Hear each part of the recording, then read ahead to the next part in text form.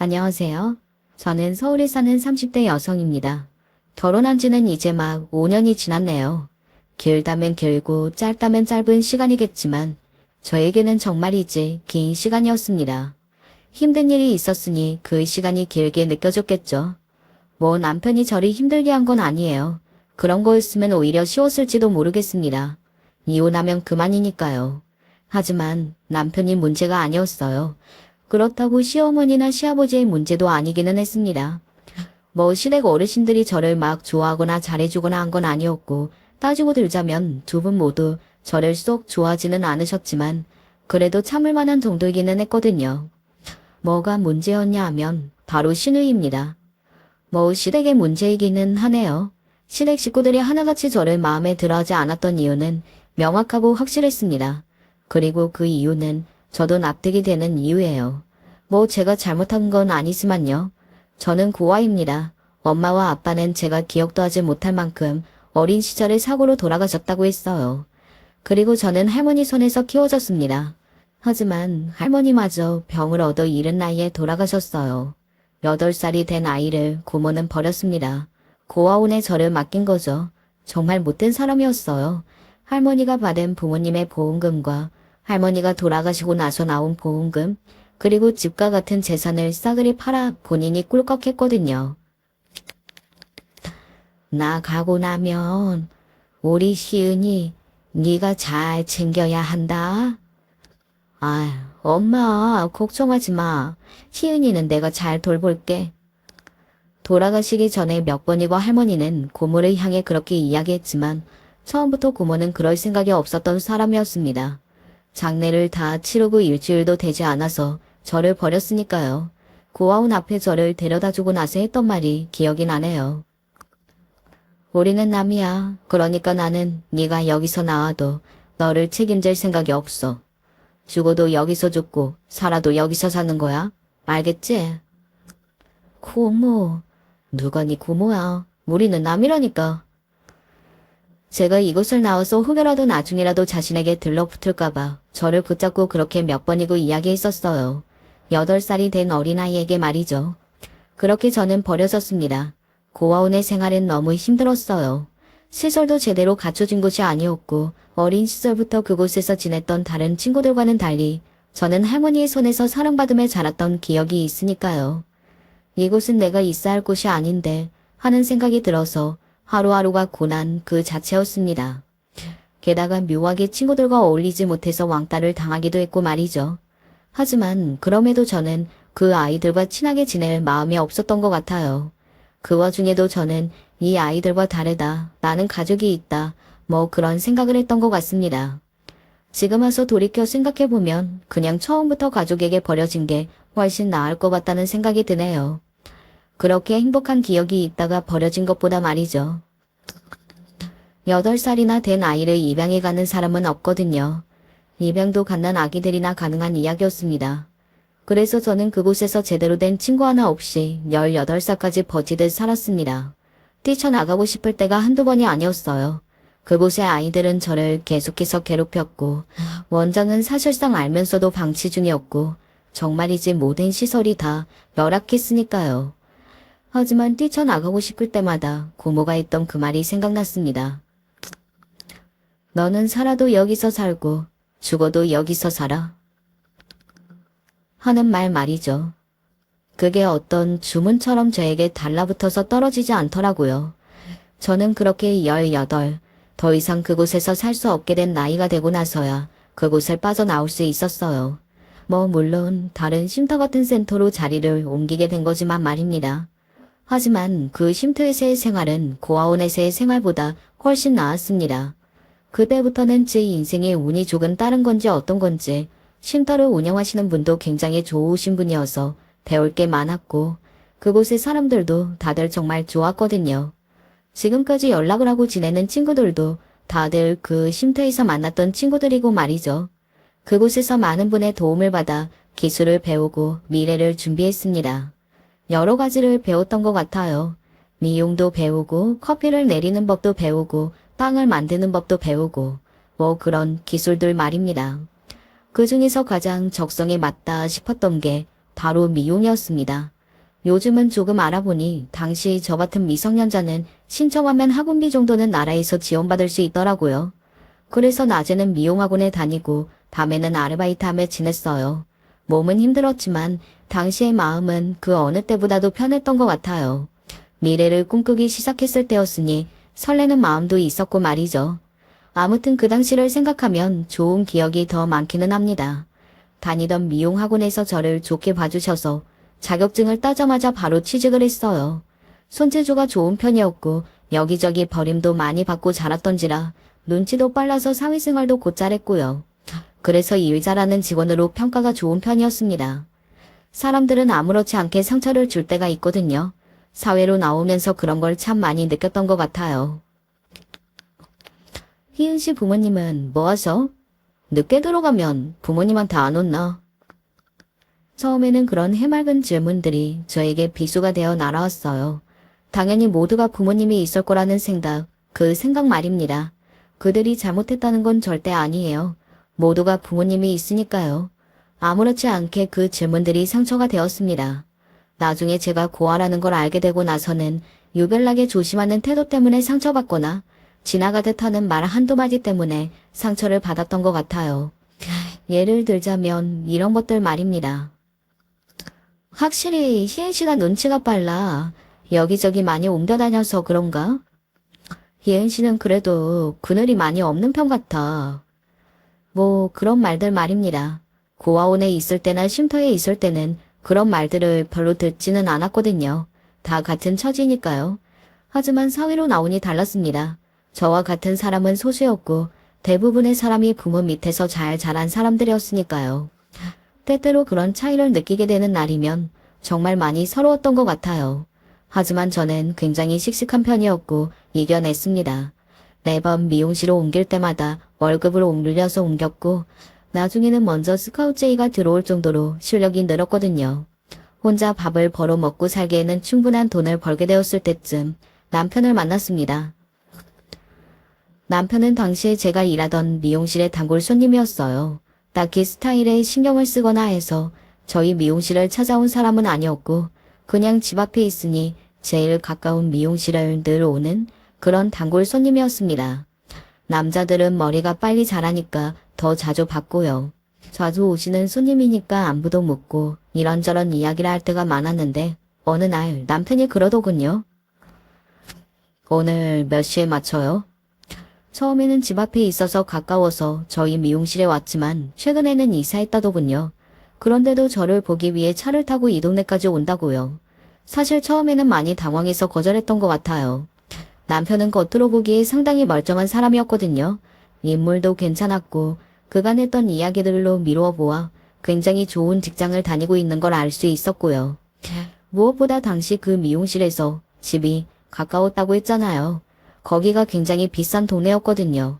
아무렇지 않게 커트비로 7, 8만 원을 쓸 수 있는 남자. 저는 그런 사람과는 어울리지 않는다고 생각했으니까요. 그리고 그간 연애를 해오면서 받았던 상처들도 많았습니다. 뭐 하나 가진 것도 가족도 없지만 그런대로 돈을 버는 여자. 그런 여자들에게 못된 마음을 먹고 접근해오는 남자들은 살 수도 없이 많았어요. 저는 사실 똑부러지게 산다고는 생각했지만 언제나 애정이 고픈 사람이었기 때문에 저에게 잘해주면 홀라당 넘어가곤 했거든요. 그래서 상처도 많이 받고 돈도 많이 떼었고요. 남편이 그럴 것 같지는 않았지만 그래도 그런 상처가 컸던 시기라 선뜻 용기가 나지 않더라고요. 한번 거절을 당하면 다시는 안 올 줄 알았거든요. 잘난 남자가 저 같은 여자한테 거절당했으니 자존심이 상할 법하다고 생각도 했고요. 하지만 남편은 포기하지 않고 매달 찾아와서 저에게 커트를 받았습니다. 그리고 어느 날 다시 한번 저에게 물었어요. 오늘은 몇 시에 마치는지 알려줄 수 있어요? 라고 말이죠. 저와 남편은 그렇게 연애를 시작했습니다. 연애하는 과정은 순탄했어요. 아니 순탄하다 못해 너무 행복했습니다. 사람에게 이렇게 사랑받고 이렇게 아낌을 받는다는 게 어떤 느낌인지 처음 알려준 사람이었거든요. 하지만 행복할수록 마음은 무거워져만 갔어요. 당시에 저는 이 사람과는 절대 결혼은 하지 못할 거라고 생각했기 때문이었습니다. 언젠가 끝날 행복이라고 생각하니 당연히 마음은 무거울 수밖에요. 그도 그럴 것이 저는 정말 아무것도 없는 고아였고 남편은 부모님 두 분 모두 좋은 직장을 다니시고 집안 자체도 여유로운 집안이었거든요. 돈 걱정 없이 공부하고 유학 가고 할 수 있는 뭐 그런 집 말입니다. 저에게는 정말 꿈과 같은 집 말이죠. 결혼하죠. 그래서 남편의 그 청혼이 정말 당혹스러웠던 것 같아요. 속으로는 남편도 저와 결혼까지는 생각하고 있지 않을 거라고 여겼었거든요. 나 같은 여자랑 결혼을 왜? 뭐 그런 생각을 했습니다. 아마 이 사연을 듣고 계시는 다른 분들도 제 상황이라면 저와 같은 생각을 하실 겁니다. 아무튼 저는 처음에는 그와 같은 이유로 거절했었습니다. 물론 마음이야. 저도 남편과 결혼하고 싶었지만 겁이 났거든요. 저런 사람과의 결혼을 감당할 자신도 없었고 말이죠. 하지만 남편은 포기하지 않았어요. 그래서 그런 남편의 모습을 보고 이런 남자라면 그 어떤 길이라도 함께 헤쳐나갈 수 있지 않을까 했습니다. 결혼을 하기로 한 후에 첫 번째 난관은 모두가 예상하다시피 바로 시댁 어르신들 분이었습니다. 당연히 엄청난 반대가 있었어요. 내가 어디서 엄청난 조건을 가진 여자를 데리고 오라고 한 것도 아니고 그냥 평범한 사람이면 된댔는데 그것도 못 들어주니? 시어머니의 그 마음은 100번, 1000번 이해가 돼요. 그래서 시어머니를 원망한 적은 단 한 번도 없었습니다. 저라도 애지중지 키운 내 아들이, 그것도 이런 조건을 가지고 있는 내 아들이 가진 것 하나 없는 고아인 여자와 결혼을 한다고 하면 덜컹 할 것 같거든요. 저는 그래도 이 사람 아니면 안 됩니다. 평생을 함께할 사람인데 제가 확신이 있어야지 않겠습니까? 남편은 그렇게 꾸준히 시댁 어르신들을 설득했습니다. 물론 남편의 설득에도 쉽지 않기는 했어요. 저를 만나서 제발 헤어지라는 이야기를 하신 적도 있고 5년이 지난 지금도 저를 곱게 보시지는 않았거든요. 그래도 손주가 태어나고 나서는 한층 누그러진 것 같아서 다행이라고 생각하고 있지만 말이죠. 저를 탐탄치 않게 여겼던 건 시어머니와 시아버지뿐만은 아니었습니다. 뭐, 고아. 나는 태어나서 고아를 본 것도 처음인데 그런 사람이 내 올케가 된다고. 오빠 정말 미쳤어. 제정신으로 어떻게 이런 결혼을 해. 남편에게는 여동생이 하나 있었거든요. 시누이는 정말 노골적으로 저를 미워하고 싫어했어요. 시어머니와 시아버지의 그 행동과 말들이 양반이라고 느꼈던 데에는 시누이의 공이 지대했습니다. 막말하지 마. 이제 네 옳게 될 사람이야. 누구 마음대로 옳게래. 나는 싫어. 싫다고. 어디 가서 뚝팔리게 옳게가 고아라고 어떻게 말하고 다니냐고. 시누이가 악을 쓰고 끝까지 반대했지만 이미 시댁 어르신 두 분이 허락 아닌 허락을 하신 상황에서는 시누이도 어찌할 방법이 없기는 했습니다. 남편이 워낙 완강하기도 했고 말이죠. 그래도 남편을 조금 무서워하기는 했거든요. 결혼식 날에도 신부 대기실에 앉아있는 저에게 굳이 찾아와서는 이런 말을 했던 시누이가 생각이 나네요. 나 같으면 이런 결혼 절대 못할 것 같은데 언니도 진짜 대단한 것 같아요. 나는 쪽팔려서 신부 입장도 못할 것 같거든요. 식장 들어가 봐요. 하객들 수준 차이가 눈으로 보여요. 당연히 그럴 수밖에 없었죠. 저는 아는 어른들이 없었고 초대한 친구들도 쉼터에서 같이 지낸 친구들이거나 미용 일을 하면서 만난 사람들이 대부분이었으니 일반적으로 젊은 사람들 치고도 튀는 편에 속하는 친구들이 많았거든요. 하지만 남편 쪽 하객들은 시부모님들 지인의 친척들의 남편과 시누이의 친구들도 제 친구들과는 분위기가 사뭇 달랐으니 말입니다. 지금 내 친구들이랑 친척마다 신부 뭐하는 사람이길래 하객들이 저러냐고 물어보는데 내가 진짜 쪽팔려서 뭐라 말도 못하고. 사실 시누이는 말을 격하게 해서 그렇지 어느 정도는 이해되는 상황이기는 했습니다. 아마 그래서 제가 더 기가 죽지 않았나 하는 생각이 들어요. 억지를 부린다고 생각했으면 차라리 무시하기 쉬웠을 텐데 제가 생각해도 하객들이 너무 달랐고 나라면 정말 부끄럽겠다 하는 생각이 들었으니 더 상처가 되었던 거겠죠. 결혼식에서부터 그런 이야기를 들었으니 제 결혼 생활이 순탄치 않았을 거라는 건 다들 짐작할 수 있으시겠죠. 저도 처음에는 정말 그렇게까지 할 생각이 없었거든요. 쌓이고 쌓여서 결국에는 폭발하게 된 거니까요. 이제부터 그 쌓이고 쌓이게 된 시누이와 저와의 이야기를 시작해 볼까 합니다. 지금까지는 사실 예고편에 지나지 않아요. 시누이는 시어머니보다 더 있습니다. 그래도 요즘 같은 시대에 무슨 생신상이야. 엄마, 원래 결혼하고 첫 생신상은 며느리가 차리는 거라는 거 몰라. 너도 안 한 걸. 나랑 올케랑 같아. 물론 시어머니도 때때로 저를 무시하는 것 같은 행동들이나 말을 하기는 했지만 그건 무의식 중에 나오는 말들이었고 대부분은 나름대로 노력이라는 걸 하시긴 하셨습니다. 뭐 어떻게 되었든 간에 이제는 한 가족으로 지내야 하니까 포기하신 부분도 있으시고요. 하지만 시누이는 다분히 의도적이었고 악의가 있었습니다. 매번 말이죠. 이걸 지금 먹으라고 만든 거예요. 맛이 이상해요? 아니, 어렸을 때부터 고생 많이 하고 자란 사람들은 음식 같은 거 잘하지 않나. 엄마가 없으니까 본인이 해먹을 거 아니에요. 그런데 왜 이렇게 못해요? 제가 요리에 재능이 있다고 생각해 본 적은 없었지만 그래도 나름대로 잘했거든요. 신우이의 말처럼 저는 어린 시절부터 제가 해서 먹었기 때문에 어느 정도는 했습니다. 그리고 그날의 그 음식은 대부분 그냥 먹을 만한 정도도 되었어요. 신우이는 처음부터 그럴 생각이었던 겁니다. 저를 향한 트집, 그게 목적이었으니까요. 아니, 뭐 하나 제대로 하는 게 없어. 이래서 집안 교육이 중요한 건데. 교육받을 집안이 없었으니 원. 너는 사람을 앞에다 두고 말을 그렇게 하니? 내 말이 맞잖아. 교육받을 집안이 없었던 거. 엄마도 그랬잖아. 저런 근본도 없는 애를 어떻게 며느리로 들이냐고. 얘도 참, 그때는 그때고. 신우이가 정말 기가 세다는 말을 어디를 가나 들었거든요. 그래서 그런지 온 집안 식구들이 신우이가 그렇게 나오면 길을 제대로 펴지 못했습니다. 저희 남편만 빼고 말이죠. 너, 손이 사람인데 적당히 해. 어디서 못 빼어먹은 애처럼 굴어? 못 빼어먹은 건 내가 아니라 언니지. 더 배웠다는 애가 이렇게 인성이 글러먹은 걸 이야기하는 거잖아. 공부 잘하면 뭐하니? 이렇게 인간이 덜 됐는데. 뭐, 오빠 지금 말 다 했어. 나한테 이런 소리 듣기 싫으면 적당히 해. 너 진짜 추해 보이니까. 사람이 그렇게 심술궂게 굴면 못 써. 나중에 얼굴에 그 상품이 다 드러난다. 벌써 주름진 거 봐라.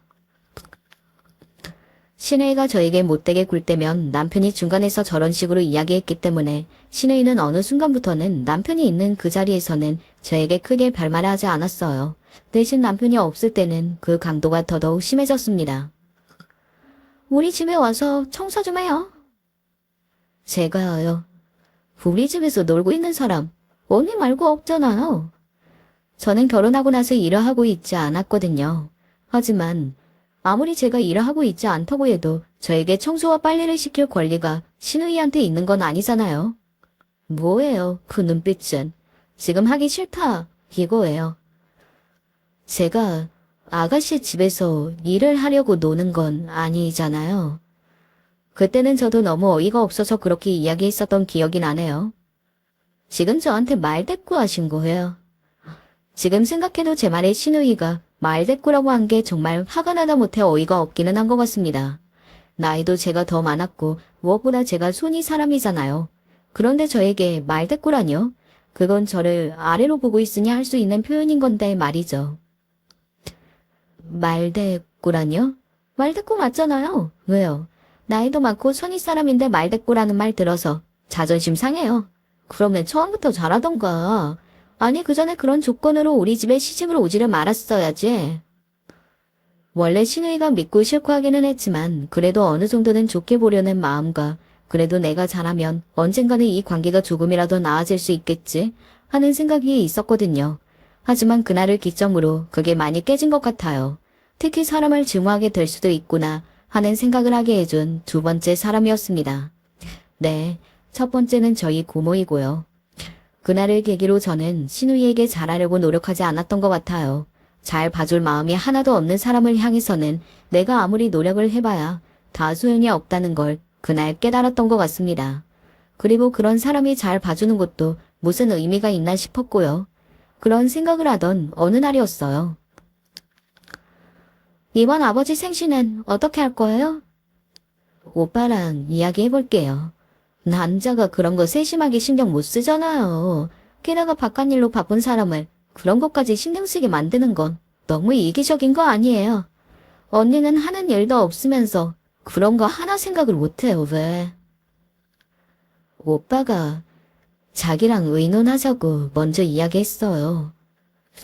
제가 그렇게 이야기하니 머쓱한지 입을 다물더군요. 그러면 그렇다고 먼저 이야기를 해야지. 그러고는 괜히 그렇게 소리를 지르고 말입니다. 그날 이후 깨달은 게 있었습니다. 아, 남편을 이용하면 대화를 더 빨리 끝낼 수 있겠구나 하는 것을 말이죠. 그래서 그 다음부터는 남편을 써먹었어요. 집에서 언니가 밥해요. 오빠가 나가서 먹자고 하더라고요. 맛있는 거 사준다고. 그날 우리 집 와서 반찬 좀 해줘요. 그날 오빠랑 놀러 가기로 했어요. 이번 주말에 엄마 집에서 다 같이 모이기로 했는데 일찍 가서 청소 좀. 그날 저희 집에서 보기로 했는데요. 오빠가 말 안 했어요? 다 남편 핑계를 댔습니다. 남편과도 합의가 된 상황이었고요. 이어지는 제 그 남편 핑계에 어느 날은 신우이가 풋발하기는 했어요. 그놈의 오빠. 언니는 오빠 없으면 아무것도 못해요. 대체 혼자 할 줄 아는 게 뭐예요? 언니는 혼자 생각도 못하고 말도 못하는 사람이에요. 그러면 제 생각을 이야기해도 돼요. 뭔데요? 제 생각도 오빠랑 같아요. 오빠가 틀린 말은 안 하잖아요, 또. 제 그 말에 신우이가 이를 꽉 깨무는 게 보였습니다. 아마 신우이는 저를 골탕 먹일 방법을 계속해서 생각하고 있던 중일 거예요. 성격상 저에게 절대 지고는 못 넘어가는 사람이었으니까요.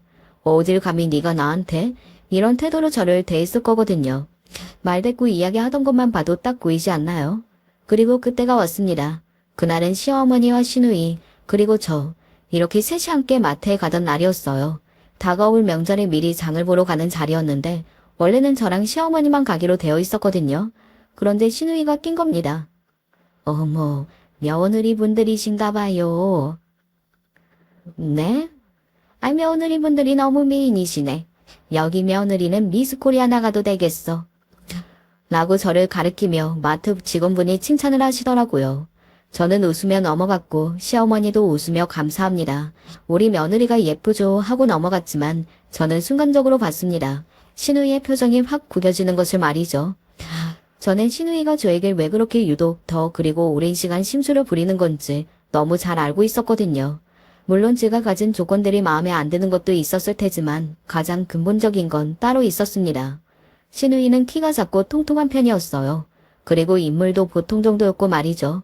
저는 제 입으로 이런 말을 하기는 그렇지만 키도 크고 원래 태생이 살이 잘 찌지 않는 체질이라 날씬한 편이거든요. 그리고 인물 좋다는 이야기를 종종 듣기도 하고요. 볼 거라고는 낯짝밖에 없는 양이라니까. 라는 말을 자기 친구한테 제 결혼식 날 하는 걸 듣고서는 사실 알고 있었습니다. 제 외모에 상당한 열등감을 가지고 있다는 것을 말이죠. 그리고 그날 그 칭찬은 다시 한번 신우이의 그 열등감을 자극했고요. 집으로 돌아와 짐을 풀고 시어머니와 잠시 화장실에 들어간 사이 신우이가 저에게 이렇게 말하더군요.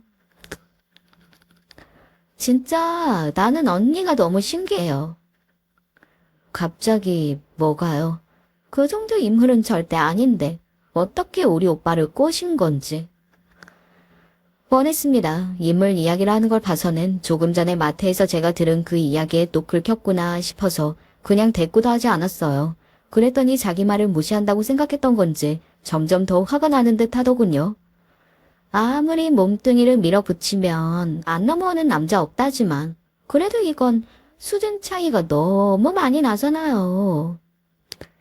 이제 그 이야기는 그만할 때도 되지 않았어요? 저도 모르게 욱해서 그렇게 말했습니다. 매번 하는 이야기 질리지도 않고 저렇게 또 구구절절하는 것도 듣기 싫었지만 몸뚱이 어쩌고 하는 건 너무 지나치게 모욕적이라는 생각이 들었거든요. 뭐 신우이는 제가 그런 감정을 느끼라고 말한 거겠지만 말이죠. 왜요? 기분 나빠요? 사람 면전에다 대고 그런 말을 하는데 기분이 안 나쁠 사람이 어디 있겠어요. 주제를 알아야지 기분 나빠할 주제예요. 그 주제 이야기도 좀 그만하세요. 오빠 말처럼 그런 이야기를 하면 그 이야기를 하는 사람의 수준만 보여주는 거라는 걸 왜 모르세요? 야, 말 다 했어. 신우이는 거기서 웃겠는지 버럭 소리를 지르더군요. 그것도 너라고 하면서 말이죠. 신우이의 그런 반응에 기분이 나쁘거나 하지는 않았어요. 하지만 이어지는 말에는 기분이 나빴습니다. 고아년 주제에 감히 우리 오빠를 꼬셔서 결혼하고 우리 집안 며느리가 된 것도 모자라서 이제 나도 우습게 봐. 네가 지금 제정신이야. 엄밀히 따지고 보자면 제가 아니라 오빠가 먼저 꼬신 거거든요. 내가 너 같은 년들은 몰라. 남자들 안달복달하게 만들려고 일부러 거절하면서 애답게 만드는 거 꽃뱀들 수법. 제가 지금 꽃뱀이라는 거예요? 다르게 뭐야? 몸뚱이로 신분 상승해보겠다고 남자한테 들이대서 결혼하고 인생 역전한 게. 그렇게 이 집안에 들어왔으면 주제를 알고 알아서 기원하지 이게 어디서 신우이 말에 말 듣고 나오고. 너 진짜 죽고 싶어. 아마 저는 그날 신우이가 그렇게 나오지만 않았어도 평생 참고 모르는 척 했을 겁니다. 뭘요? 신우이의 비밀을요. 저는 신우이의 비밀 하나를 알고 있었거든요. 당장 사과하세요. 당장 사과 안 하시면 저도 제가 무슨 짓을 할지 몰라요. 내가 너 같은 거한테 왜 사과를 해? 너 정말 돌았니? 후회하지 마시고 사과하세요. 후회? 웃기는 년이네 이거. 제 주제도 모르고 상황 파악도 안 되고. 하여튼 멍청한 년들은 답도 없어요. 답도 없어. 너나 앞으로 나한테 까불지 마. 진짜 죽여버리는 수가 있으니까. 알겠어. 진짜 짜증나게. 신우이는 그렇게 이야기하면서 저를 무슨 쓰레기 보듯 위아래로 훑어보더니 밖으로 나가버리더군요. 서러웠습니다. 나는 잘못한 게 하나도 없는데 부모가 없다는 이유로 남편보다 그놈의 조건이 떨어진다는 이유로 이런 말을 들으며 이런 수모를 당하고 있다는 것이 말입니다.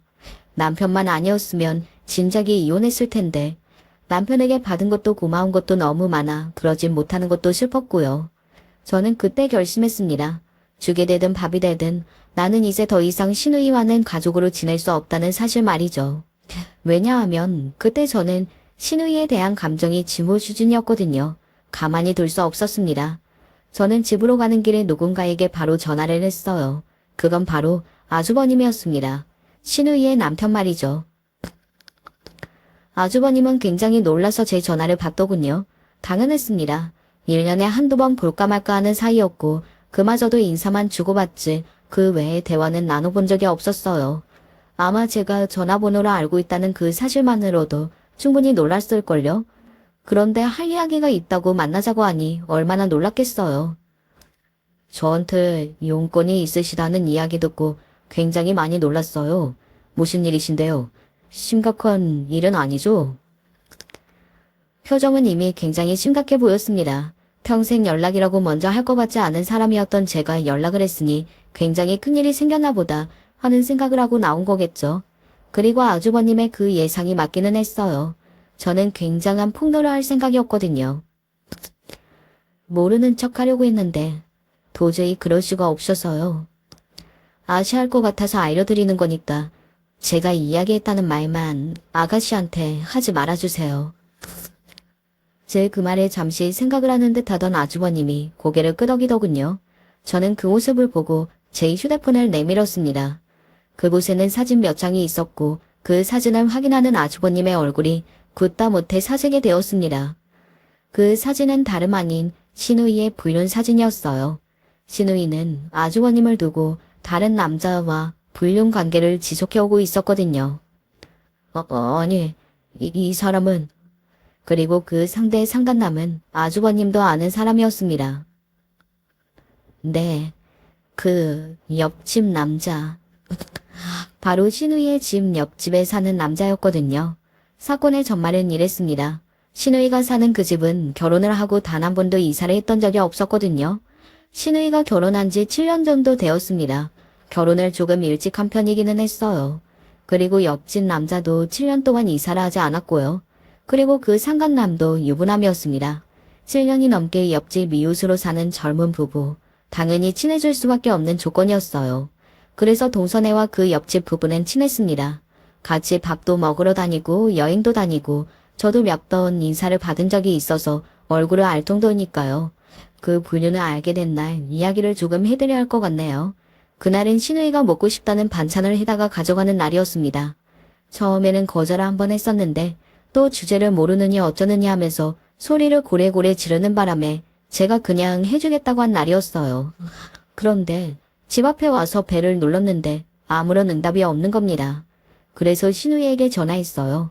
그런데 그냥 대문 앞에 두고 가요. 아니, 아무리 금방 와도 날이 더운데. 제가 바로 코앞이라 그러니까 그냥 두고 가요. 상관없으니까. 코앞이면 잠깐 기다릴게요. 아, 고참 말 맞네. 그냥 두고 가라면 두고 가요. 신우이가 그렇게 버럭 소리를 지르는데 그 감도가 휴대폰 너머로 들려오는 감도가 아니었습니다. 마치 옆에서 이야기하는 듯한 느낌이 들었거든요. 그래서 주위를 두리번거렸는데 옆집 창문이 열려져 있더군요. 저도 모르게 일어난 일이었습니다. 어떤 직감이 있었던 건지 어떤 건지 그냥 이끌리듯 열린 창문 안을 들여다봤습니다. 그리고 그 안에서 엄청난 장면을 목격하고 만 겁니다.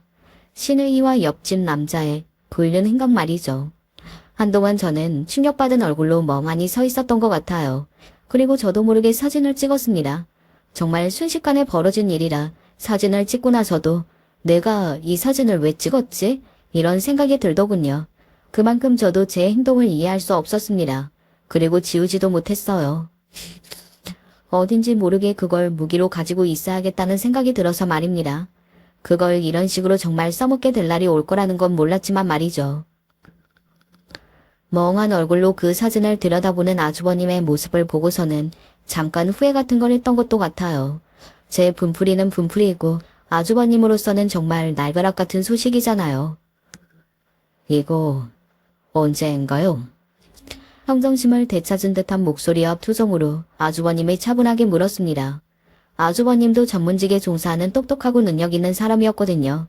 그래서 어딘가 다르구나 하는 생각을 했던 것도 같네요. 이런 순간에도 이성을 찾을 수 있다는 게 말입니다. 얼마 안 됐어요. 그러면 이것들이 아직도 이직거리 하고 있을 확률이 높겠네요. 작게 중얼거리는 그 말투에서 알 수 있었습니다. 아주버님은 정말 많이 화가 났고 그 두 사람은 진짜 큰일이 났다는 사실을 말입니다. 덜컥 겁이 나기는 하더군요. 아주버님의 눈이 이성을 잃은 사람처럼 약간 돌아가 있다는 생각이 들어서 말이죠. 제가 그런 걱정을 하는 걸 알았는지 아주버님이 저를 보고 말했습니다. 걱정하지 마세요. 저한테 말씀하셨다는 건 비밀로 해드릴 테니까. 제가 가만히 고개를 끄덕였어요. 사실 걱정하는 건 그것 말고도 하나 더 있기는 했지만 그건 말하지 않았습니다. 제가 신우이를 보내려고 폭로한 건데 신우이가 걱정된다고 말할 수는 없잖아요. 그런데 그 순간 아주버님의 얼굴을 보니 신우이가 걱정이 안 될 수가 없더라고요. 저도 무서웠거든요. 대신 이 사진 저한테 주실 수 있으세요? 저는 고개를 끄덕였습니다. 그러고는 바로 전송했어요.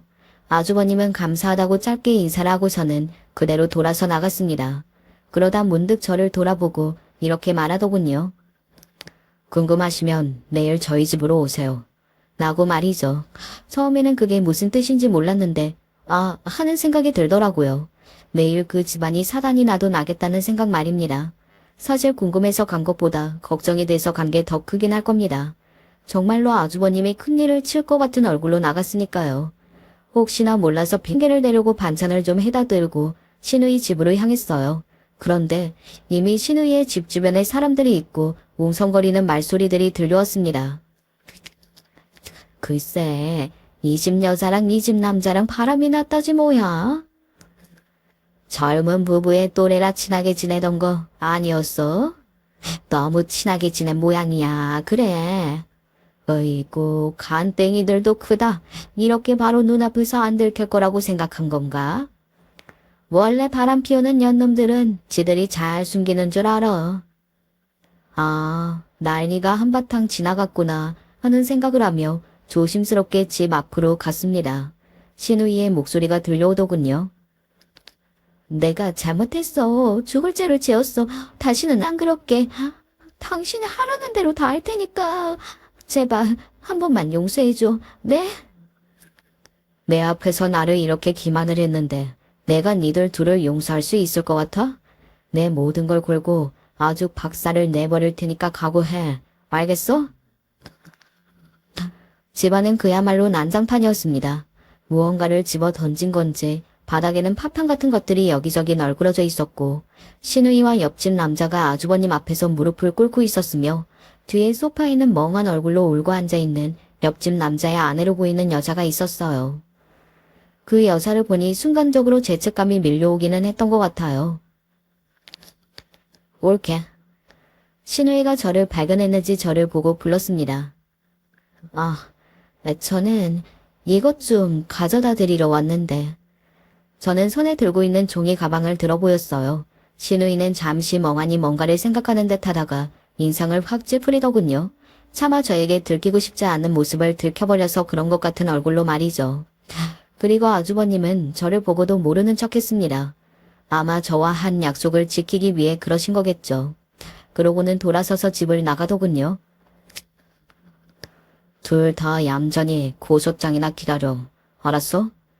라는 말을 남기고선 말이죠. 저는 서둘러 가지고 온 반찬을 식탁 위에 올려두고 집을 치우기 시작했습니다. 현관문부터 닫고 말이죠. 구경하는 사람들이 많았으니까요. 됐어요. 그냥 둬요. 신우이는 그 와중에도 저한테 소리를 지를 정신은 남아있는 것 같더군요. 전에 신우이가 그렇게 소리를 지르자 손에 들고 있던 치우던 것들을 내려놨어요. 그 모습에 신우이가 살짝 당황한 것 같았습니다. 하지 말라고 진짜 안 할 줄은 몰랐던 모양인지 뭔지 말이죠. 정말 이상한 사람이지 않아요? 네가 조심 안 해서 이런 일이 일어난 거잖아. 지금 내 탓하는 거야? 너 때문에 나도 이게 무슨 꼴이야? 그리고 그 상간남은 여전히 멍한 얼굴로 앉아서 울고 있는 자신의 아내에게 가서 이렇게 말했습니다. 여보, 내가 정말 잘못했어. 제가 하도 한 번만 만나달라고 징징거려서 몇 번 만나준 게 다야. 상식적으로 생각을 해봐라. 당신이 훨씬 더 예쁘고 성격도 좋은데 내가 저 여자를 좋아할 수 있겠소? 신혜이보다 그 옆집 여자가 더 예쁘긴 했거든요. 저도 속으로 자기 부인 같은 예쁜 여자를 두고 왜 신우이랑 바람이 났지? 하는 생각을 잠시 하기도 했고 말이죠. 이 새끼야, 말 다 했어. 맞잖아. 네가 만나달라고 징징거린 거 맨날 마누라가 예뻐 내가 예뻐하는 말도 안 되는 개소리나 해대고 뭐 너는 눈이 안 달려있냐? 누가 더 예쁘겠냐? 그놈의 외모 열등감으로 지 옳게도 허건날 싶고 네가 그렇게 성격이 더럽고 열등감밖에 없는 년이라 점점 더 못생겨지는 거야. 알겠어? 야. 신혜인은 순간적으로 이성을 잃은 듯 보였어요. 그대로 그 상간남에게 달려들었고 머리를 쥐어뜯기 시작했습니다. 아마 저는 그 장면을 죽을 때까지 잊지 못할 것 같아요. 엄청난 장면을 목격한 건 맞으니까 말이죠. 제가 떼어놓으려 했었지만 역부족이었습니다. 티누이는 결국 그 상간남에게 밀쳐지고 나서야 잡았던 머리채를 풀었어요. 솔직히 네 그 얼굴이나 몸매나 토 나올 뻔했던 적이 많았거든. 그러니까 앞으로는 주제 파악하고 살아. 알겠지? 네 남편이 너 걷어준 게 천운이었는데. 그 상간남의 말에 대부분 동의하기는 했지만 지도 바람 피운 상간남 주제에 뭐가 그렇게 당당한가 싶던 와중이었습니다. 가만히 앉아있던 옆집 여자가 벌떡 일어나 자기 남편에게로 다가가더니 엄청난 스윙으로 뺨을 내리쳤습니다. 그리고는 이렇게 말했어요. 누가 할 소리라 하는 거야, 개새끼야. 너도 내가 걷어준 게 천운이었어. 여보, 너도 아웃이야. 알겠어? 그리고서는 그 옆집 여자도 집 밖으로 나가버렸습니다. 옆집 남자는 그 뒤를 따라 나갔고 말이죠. 그리고 한동안 정적이 흘렀습니다. 저는 살며시 자리에서 일어났어요. 이제 끝난 것 같으니 가보려고 말이죠. 그런데 신우이가 말을 걸더군요. 일단 당분간은 비밀로 좀 해주세요. 저는 조용히 고개를 끄덕였습니다. 그리고 그 집을 나왔어요. 얼마간은 신우이에게서 연락이 없었고 실에게도 그런 것 같더라고요. 시어머니가 요즘 무슨 일이 있는 것 같다고 걱정을 했지만 저는 아무 말도 하지 않았습니다. 그리고 또 얼마 있지 않아 신우이가 집안의 이혼 소식을 알려왔어요. 자신이 바람이 났다는 이야기는 쏙 빼고 그냥 서로 맞지 않아서 이혼했네 어쩌네 하면서 말이죠. 사실 금방 들통이 날 거짓말이었습니다. 소송이 진행되면 주변에서 모를 리 없다고 생각했거든요. 저한테 정말 무지막지하게 쪽팔린 일을 목격당해서 그런 건지 아니면 제가 비밀로 그 이야기를 숨겨주고 있어서 그런 건지는 몰라도 그 이후로 만난 신우이는 묘하게 기가 죽어 있었고 저에게는 별말을 얹지 않았어요. 뭔가를 시키려 하다가도 아차 하는 얼굴로 본인이 하거나 하는 일도 많았고요. 다들 신우이의 그 변화를 알아차린 건지 남편이 먼저 저에게 묻더군요. 쟤 왜 저렇게 당신한테 고분고분해? 당신 쟤 무슨 약점 잡았어? 아니, 약점은 무슨. 저를 보고 갸웃하던 남편이 웃으며 말했습니다. 잡았으면 잘 써먹어. 쟤는 기가 좀 팍팍 죽어야 해. 라고 말이죠.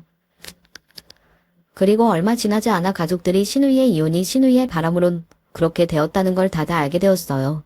그 난리가 났었다는 것도 말이죠. 시아버지는 동네 창피하다며 신우이를 보고 욕을 하셨고 시어머니도 신우이를 엄청나게 나무라셨습니다. 그래서 한동안 신우이는 시댁의 근처에 얼씬도 하지 못했어요. 저는 생각했습니다. 본인이 그런 수치스러운 일을 모두에게 들켰으니 이제 더 이상 저에게 주제니 어쩌니 하는 말을 하지 못할 거라고 말이죠. 그리고 아직까지는 길을 못 펴고는 있기는 해요. 사람이라는 게 쉽게 바뀌는 게 아니니까 앞으로는 어떨지 몰라도 지금까지는 그렇습니다. 하지만 아마 앞으로도 그러지 않을까 싶어요. 그날 그 장면을 제가 목격했다는 사실을 신우이는 알고 있으니까요. 얼마나 쪽팔리겠어요. 떠올리기 싫은 기억일 겁니다. 신우이는 이혼 소송에서 졌고 옆집 부부도 소송을 시작했다고 들었어요. 그 과정에서 신우이나 그 옆집 상간남 가족들 회사까지 싹 다 소문이 나는 바람에 두 사람이 다니던 회사를 그만둘 수밖에 없었습니다. 듣기로는 그 옆집 상간남이 신우이에게 찾아갔다고 들었어요. 다 너 때문이라며 2년 전년 하면서 욕을 하고 난리를 쳤다고 하더군요. 어디서 만나도 그런 남자를 만났는지 원. 하긴 뭐 그런 연놈들이니 그렇게 붙어먹은 거겠지만 말입니다. 시간이 조금 지나서 아주버님께 전화가 한번 왔었습니다. 이혼 소송이 다 마무리되고 나서요. 제 덕분에 수월하게 마무리가 되었다더군요. 그 사진은 아마 그때 쓰려고 가져간 거였을 걸로 생각합니다. 그러면서 뭐라도 보답하고 싶다고 했지만 제가 거절했어요. 더 이상 가족도 아니고 얼굴을 볼 사이도 아니고 그건 아닌 것 같다고 말이죠. 아주버님도 이해하시더군요. 그렇게 그 이혼 소송은 끝이 났습니다. 그 이후로 아주버님에 대한 소식은 들어본 적이 없네요. 뭐 궁금하지도 않고 말이죠. 요즘 저희 식구들은 어떻게 지내는지 궁금하시죠? 가장 최근에 있었던 일 하나를 알려드릴게요. 이번 시아버지 생신 때 있었던 일입니다. 제가 생신상 차릴게요. 네가 무슨 집에서 노는 애 하나 있지 않니? 저도 집에서 집안일 하는데요. 너는 남편 내조하고 애 키우고 그게 뭐가 노는 거니? 정말 노는 애가 있는데. 신우이가 회사를 그만두고 재취업을 하지 않고 있었거든요. 재산 분할받은 돈도 위자료로 거의 다 줬어야 했기 때문에 가진 돈이 많지 않아서 당분간 시댁에 들어와 살기로 했었는데 회사까지 그만뒀으니까요. 시아버지에게 엄청나게 구박받고 있다는 건 알고 있었지만 제 앞에서까지 그러실 줄은 몰랐는데 단단히 눈밖에 난 모양이다 라고 생각하기는 했던 것 같습니다. 그냥 하라고 하면 될걸. 아버지는 말을 꼭 그렇게 하셨어야겠어요. 너는 더 나쁘게도 말했던 아이 아니니? 네가 할 말은 아닌데. 아마 저한테 했던 걸 이야기하시는 거였을 테고 신우이도 바로 알아들었을 듯 합니다. 되로 주고 말로 받는다. 인생은 업보의 연속이다. 이런 말이 생각이 나더군요. 신우이가 인상을 팍 쓰면서 저를 봤지만 아무 말도 하지는 못했습니다. 그렇게 기가 죽어 지내고 있어요. 취직 자리를 알아보고 있기는 하는 모양인데 신우이가 하는 일의 업계가 워낙 좁은 업계라 소문이 다 나서 쉽지 않은 것 같더라고요. 그리고 그 와중에 집에서 먹고 자고만 반복해서 살이 더 쪘습니다. 원래는 통통한 정도였는데 이제는 그 이상이 되려고 하고 있어요. 안타까울 때도 있지만 뭐 본인이 그렇게 자처한 거니까 그런 생각은 하지 않으려 하고 있습니다. 아마 신우이는 평생 제가 그 일을 아주버님에게 이야기했다는 것을 모를 겁니다. 만약 알게 되더라도 그래서 뭐 어쩌라고 싶은 생각이 요즘은 들기도 하고요. 본인이 저한테 그렇게 하지만 않았어도 제가 폭로는 하지 않았을 테니까요. 그리고 무엇보다 바람을 안 피웠으면 될 일이잖아요. 이야기가 너무 길어졌네요. 저는 이제 그만 사연을 마무리해야 할 것 같습니다. 어떻게 들으셨나 모르겠네요. 마지막까지 제 이야기 함께 들어주셔서 감사하고 여러분의 가정에는 언제나 좋은 일만 있기를 바라겠습니다. 언제 어디서나 건강하세요. 안녕하세요. 제 몸속에 암덩어리 같은 존재들을 모두 걷어내고 힘차게 살아가고 있는 대한민국 이혼녀입니다. 제 신동부를 혼자 알기에는 너무 아까워 제 사연을 써보려고 합니다. 비록 글재주는 없지만 같이 공감해주시고 제 앞날을 응원해주셨으면 좋겠습니다. 이 정도면 저와 잘 맞는 사람이라고 생각했습니다. 뭐 저뿐만 아니라 남편도 저를 보고 그렇게 생각했을 겁니다. 남편의 부모님은 당시 동네에서 알 사람들은 다 아는 유명한 회사의 사장과 부사장이었습니다. 직접 회사를 세워서 규모가 커지도록 키운 만큼 당연히 많은 돈을 버는 분들이었습니다. 하지만 금전적인 부분으로 따지자면 저희 집도 전혀 꿀릴 것 하나 없었습니다. 저희 부모님은 제가 아주 어렸을 적부터 아버지가 요식업으로 사업을 하셨는데 그게 대박이 터져서 저는 살면서 한 번도 돈으로 궁하게 살아본 적은 없었습니다. 원래 잘 사는 사람들은 잘 사는 사람들끼리 만난다고 하잖아요. 저희 부부도 그랬습니다. 절대로 너보다 못한 집이랑 결혼해서는 안 된다. 우리보다 잘난 집이랑 결혼하진 못하더라도 최소한 사는 걸 봤을 때 비등비등하다고 여겨질 수 있는 사람을 만나서 결혼해야 앞으로 부부 생활을 하는 데 있어서 쓸데없는 일로 부딪힐 일이 없다. 알겠어요, 엄마, 아빠. 저도 그런 사람이어야 만족해요. 부모님 말씀은 잘 사는 사람들은 잘 사는 사람 나름의 씀씀이가 있는데 만약에 너무 못한 사람을 만나게 되면은 옷 사고 먹을 거 사는 그런 기본적인 부분에서도 다툼이 있을 수 있으니 그런 걸 예방하라는 차원에서 말씀을 하신 것 같았습니다.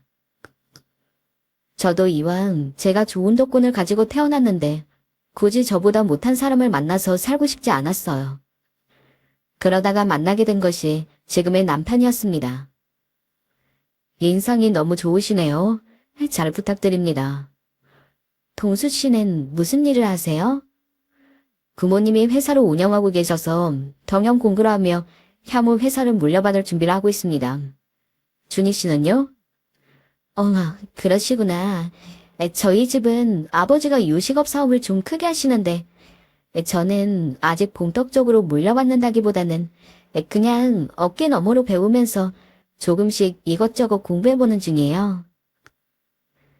대화를 나누기 전부터 입고 온 옷차림 자체가 그 나이 때 다른 사람들보다도 훨씬 더 깔끔하고 딱 봐도 브랜드 값이 비싼 옷이라는 게 티가 나서 내심 집이 잘 살거나 본인이 돈을 잘 버나 보다 싶었는데 이야기를 들어보니까 견적이 딱 나오더라고요.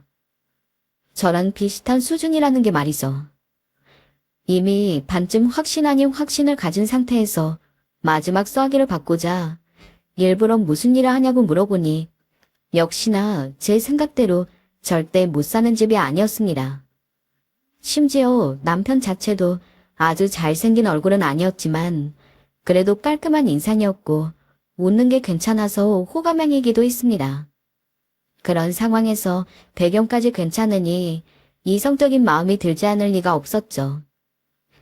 둘이 이해관계가 맞고 마침 나이도 그리 어리지 않다 보니까 결혼 생각을 하게 되는 것이 무척이나 자연스러웠습니다. 직접적으로 결혼에 대한 이야기가 나오기 전에도 서로 부모님에게 인사를 드리러 간 적도 있습니다. 동수에게 듣던 것보다 훨씬 참하네. 얼른 들어와요. 날씨가 많이 춥죠? 아유, 세상에 이런 걸 뭐하러 사오고 그래요. 속 무겁게. 아니에요, 어머님. 집 오는데 빈손으로 올 새 없죠. 아이고, 비싼 것도 사왔네.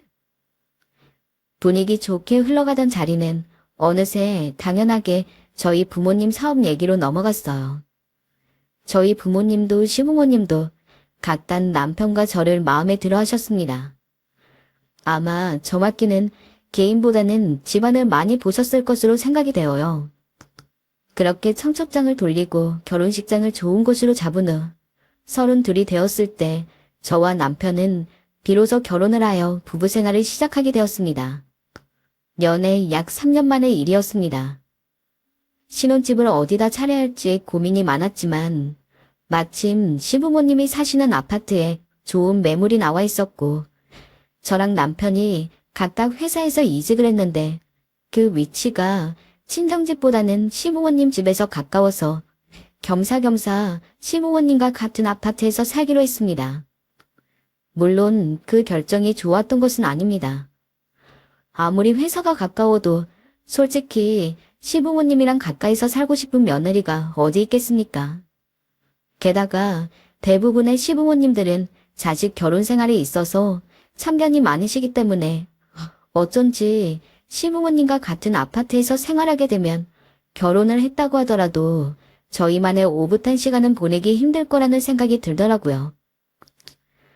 예, 내가 반찬 해왔으니 문 좀 열어봐라. 네? 반찬을요?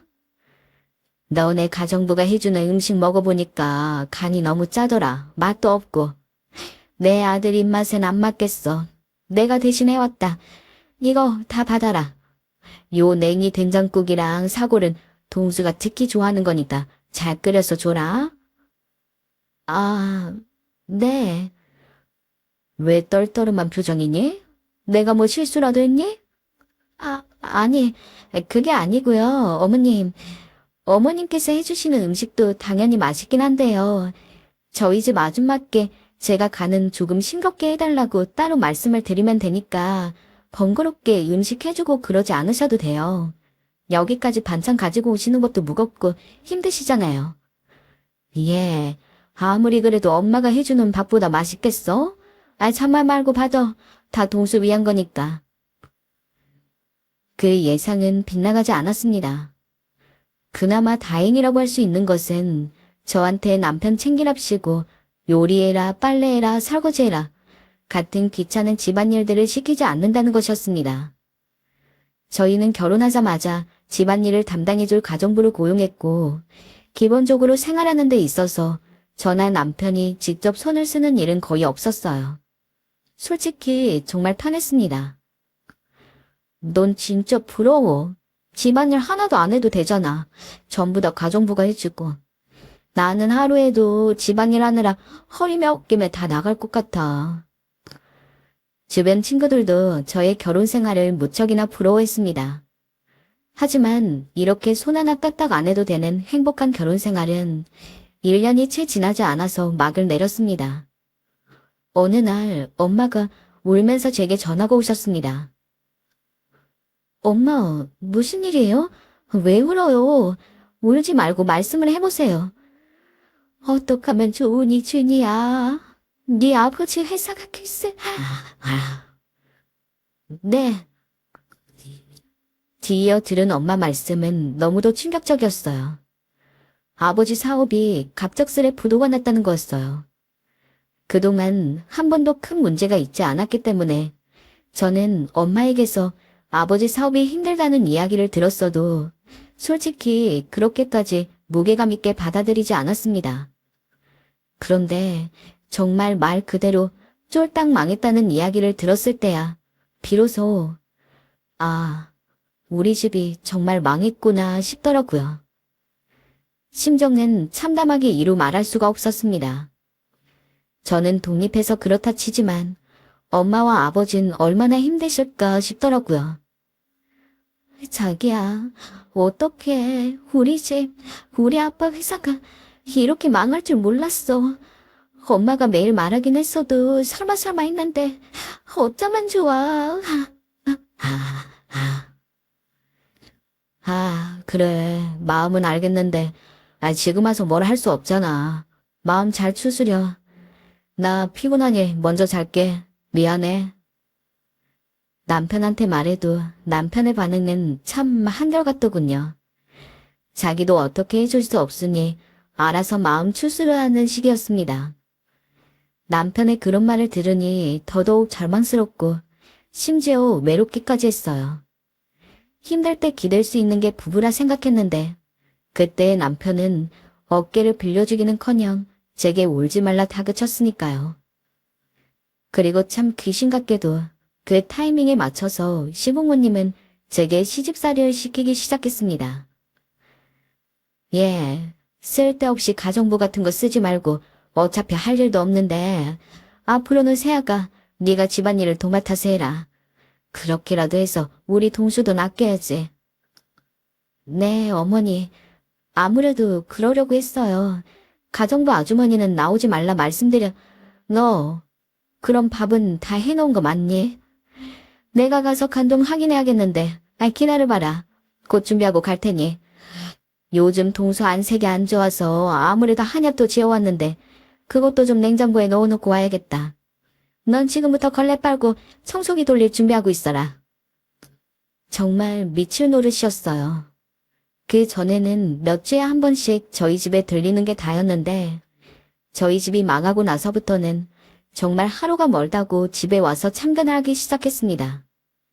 게다가 평소에는 초인종을 누르고 제가 문을 열어줬는데 어느 순간부터는 그냥 처음부터 띡띡 비번을 치고 들어오시더라고요. 당신 어머님한테 비밀번호 알려드렸어? 엄마가 당신 집안일 하는 것 좀 봐야 될 것 같다길래. 아무리 그래도 그렇지 나랑 상의도 없이 마음대로 어머님한테 비밀번호를 알려드리면 어떡해. 아니, 생판 남도 아니고 우리 엄마한테 비밀번호 알려주는 건데 왜 그렇게 유난이야? 그럴 수도 있는 거지. 뭐? 내가 유난이라고? 어머님이 저렇게 자기 집처럼 들어오시는데 며느리인 내가 그럼 신경 안 쓰여? 자긴 회사로 나가니까 모르는 거지. 우리 엄마가 이렇게 있어봐. 자기도 불편할 거 아니야. 공만 좀 해라. 우리 엄마가 다 챙겨주겠다고 오는 건데 고마워할 줄 알아야지. 그걸 꼭 안 좋게만 생각해야겠어? 나 씻고 잔다. 회사 갔다 오면 가뜩이나 피곤한데 너랑 이러니까 더 죽을 맛이다. 잘게. 남편과는 점점 사이가 안 좋아졌어요. 이 문제로 거의 일주일은 넘게 냉전을 겪었고요. 정말 밤에 눈을 감고 자는 게 두렵더라고요. 내일은 또 무슨 일로 저를 시어머니가 들들 볶을지 몰라서요. 아무리 나쁜 말 안 들으려고 철저하게 준비를 해도 시어머니는 아주 작은 부분에서 트집을 잡아서 저를 혼내고는 했습니다. 게다가 몇 개월이 지난 후부터는 단순히 집안일을 가지고 뭐라고 하는 것이 아니라 제가 아무것도 안 하고 자기 아들 돈만 축낸다는 식으로 저를 모욕하고는 했습니다. 물론 대놓고 하진 않았어요. 그랬다간 제가 난리가 날 테니 은근슬쩍 말을 돌리셨어요. 너 이거 얼마인데 이런 비싼 소금을 쓰니? 네? 이거 그냥 중저가인데?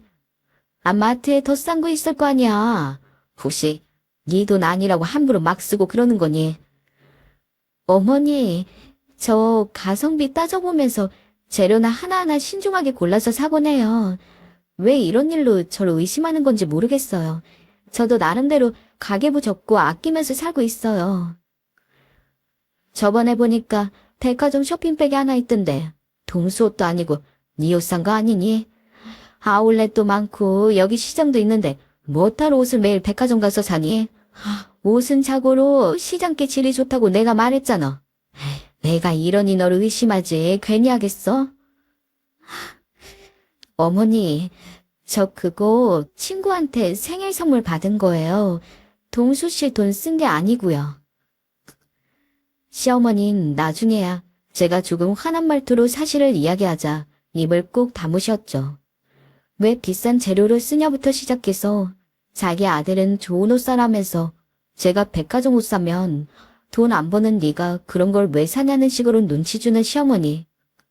정말 최악이었습니다. 결국 저는 취직을 하기로 결심했어요. 이렇게 집안일을 하면서 시어머니와 부딪힐 바엔 나가서 돈을 버는 게 나을 것 같았으니까요. 여보, 나 이력서 넣어서 붙은 데가 있어. 면접 보러 갔다 올게. 뭐? 당신 회사 다니겠다고? 이제 굳이 집에 있을 필요가 없잖아. 나가서 돈이라도 벌면 좋지. 그래. 나도 그게 나을 것 같다. 나 혼자 버는 것보단 네가 같이 벌어주면 편하지. 그런 결정해줘서 고마워. 남편은 당연히 싫어하지 않았어요. 오히려 외벌이가 아니게 되었으니 얼른 면접 보러 오라고 등을 떠밀었어요. 무조건 연봉 높게 쳐주는 곳 가라고 상화였고요. 그런데 시어머니가 남편 통해 이 소식을 들었는지 제게 전화가 왔어요. 얘야, 너 회사 다닐 거라며. 내가 생각을 해봤는데 말이다. 차라리 다른 데 가지 말고 우리 회사에서 일하지 그러니? 너 다니는 회사 거기 뭐 대기업도 아니고 연봉 수준도 그럭저럭이던데. 차라리 우리 회사 와서 일하면 안정적이고 좋지 않겠니? 잘 한번 생각해봐라. 시어머니의 제안은 갑작스러웠어요. 처음엔 당연히 가기 싫었어요. 가족 회사이긴 하지만 시어머니는 제게 가족이라기보단 그저 감시자 같은 존재였고 그 회사에서 일하다가 실수라도 하면 괜히 더 혼이 날 것 같았어요. 긁어부스럼 만드는 것보단 평범한 회사 가서 직장 생활하는 게 속편할 것 같았습니다. 어머니, 생각해봤는데 저 그냥 원래 오라는 데 다닐게요. 거기가 집에서 가깝기도 하고 제가 하던 업무랑 잘 맞아서 경력 쌓기도 편할 것 같아요. 아니, 내 제안을 거절하겠단 거야. 예, 그래도 네 생각에서 말해준 건데 넌 어쩜 그리 냉정하게 단칼에 잘라내버리니? 무슨 그런 경우 없는 짓이 다 있어? 시부모님이 말씀해 주시는 거면 고맙다고 넙죽받아도 모자를 파네 말이야. 그래. 네 마음대로 어디 해라. 끊는다. 어머니. 시어머니는 자신이 네 생각해서 말한 걸 마음대로 재산에서 잘랐단 이유로 저를 밤낮으로 괴롭히셨습니다. 남편을 통해 계속 제가 버릇이 없다느니 반했다느니 막말을 쏟아내셨어요. 남편은 또 눈치 없이 그걸 고스란히 전했고요. 결국 남편이 나서서 중재를 하려 했지만 그마저도 소용이 없었어요. 남편은 중간에서 점점 지쳐갔고 그게 눈에 띄게 보였습니다. 그때 되자 저도 이런 시어머니의 요구가 부당하다 싶었지만 나중에 남편이 너무 힘들다고 토로하자 저도 일단은 제안을 받아들였어요. 허나 시부모님이 제게 시킨 일은 격리일이었습니다. 나름대로 명문대에 갔고 열심히 공부해 자격증도 이미 여러 개였는데 저에게 맡긴 일이 격리일이더라고요. 이럴 거면 왜 도대체 회사로 오란 건지 알 수가 없었어요. 차라리 조금만 더 회사 업무에 적극적으로 관여할 수 있는 일을 맡았다면 시부모님이 어느 정도 나를 생각해 주셨고 믿어주신다는 느낌은 받을 수 있었을 거예요. 하지만 그것도 아니었어요. 아버님, 혹시 저 지금 하는 일 말고 다른 부서로 옮겨주실 수 없나요? 제가 마케팅을 전공해서 그쪽 업무를 더 잘할 수 있을 것 같아서요. 지금 하는 일도 좋지만 원래 하던 일을 하는 게 회사에 더 도움이 될 것 같아요. 부탁드려도 될까요? 뭐? 우리 회사에 들어온 지 얼마 되지도 않았는데 뭔 부서 이동이냐? 원래 일은 바닥부터 시작하는 거야. 사돈에게 그런 것도 못 배웠냐? 다 너한테 득이 될 테니 참아라. 그리고 우리 회사에 대해 아는 게 없는데 벌써 이거 해달라 저거 해달라. 솔직히 보기 안 좋구나. 여러 번 요청을 드렸지만 아버님은 완강하셨어요. 아버님 역시 의견을 굽히지 않으시니 저는 계속 거기서 일할 수밖에 없었어요. 차라리 월급이나 제대로 줬으면 어느 정도 참을 수 있었을 겁니다. 근데 제가 당시 시부모님 회사에 취직해서 받은 월급이 50만 원이었습니다. 직종에 따라 다르겠지만 그 당시 사회초년생 평균적인 월급이 못해도 100만 원 중후반대였고요. 어처구니 없는 임금이란 건 누가 봐도 뻔할 겁니다. 그쯤 되니 제가 필요한 게 아니라 그냥 싸게 부려먹을 사람이 필요한 것 같다는 생각이 들었고 오죽하면 옆에 있던 직원들까지 그 얘기를 했습니다. 참다 저는 이 일을 남편과 상의 없이 문제 제기했어요. 어머님, 아버님, 죄송하지만 다른 직원들과 똑같이 일하는데 저만 월급이 작은 게 도무지 이해가 되지 않아서요. 설명을 좀 해주실 수 있을까요? 아니, 네가 무슨 일을 많이 한다고 그 많은 돈을 받아가겠단 거야? 회사에서 하는 것도 없는데 돈 욕심만 많아가지곤. 자고로 사람이 성실해야지. 넌 성실함도 없으면서 왜 떡고물만 바라는 거냐? 그래, 네 시아버지 말씀이 맞다. 네가 그런 식으로 얄팍하게 구니 우리가 뭘 주고 싶어도 주고 싶지가 않은 거야. 제가 얄팍하게 군다고요? 어머님, 아버님, 저 다른 사람들처럼 똑같은 시간 할애하며 일하고 그에 맞는 월급 달라고 정당한 부탁을 드리는 겁니다. 제가 언제 일을 덜 했나요? 이 집안 식구라고 퇴근을 일찍 했나요? 저한텐 아무 혜택이 없었는데 왜 급여 부분에선 가족이란 이유로 손해를 보아야 하는 거죠? 전 도무지 납득할 수 없습니다. 이런 식이면 저 회사 나가겠습니다. 죄송합니다. 저 버르장머리 없는 게 어디 저딴 말로 우리 협박하러 들어와. 저는 시어머니의 노한 목소리에도 결국 사표를 던지고 다른 회사로 옮겨갔어요. 이런 큰일을 쳤으니 후폭풍이 두렵긴 했지만 그땐 그런 게 눈에 보이지 않았어요. 어쨌든 제가 당한 일은 분명 부당한 일이었고 저도 너무 화가 났기 때문이었어요. 역시나 시어머니는 이 일이 있고 난 후 이젠 대놓고 제게 구박을 하기 시작했어요. 너 오늘 출근 안 했다며? 정말 제정신인 게야? 선심 베풀어 그 자리에 앉혀놨더니 고마운 줄도 모르고. 마음 같아선 당장 내 아들과 이혼이라도 시키고 싶다. 내가 참을성이 많은 사람인 걸 고마워해라. 남편은 중간에서 안절부절 못했고 한숨을 푹푹 쉬어댔습니다. 시어머니의 어떤 말들에도 저는 꼼짝도 하지 않았어요. 그런 막말을 아무 거리낌 없이 하는 사람들을 시부모라 생각하고 싶지도 않았고 모시고 싶지도 않았기에 무심한이 답이라 생각했습니다. 그러던 어느 날 명절이 다가왔고 시어머니가 제게 전을 부치러 오라고 하더라고요. 여보, 미안한데 나 오늘 몸이 안 좋아서 쉬어야 할 것 같아. 어머님께 말씀 좀 드려줘. 뭐? 아니, 이번에도 그러면 어쩌겠단 거야. 저번에 김장도 도와주러 안 갔다며. 엄마한테 또 한 소리 듣고 싶어서 그래? 왜 자꾸 집에 분란을 만들어? 나도 좀 편하게 쉬자. 미안하지만 김장김치 도와드리는 게 며느리 의무도 아니고 난 아파서 오늘 누워있어야 해. 그래야 내일 모레 출근할 수 있을 테니까. 늘 요리 준비 다 하고 챙겼던 명절 오늘 하루 못 간다는데 그게 그리 큰일이야?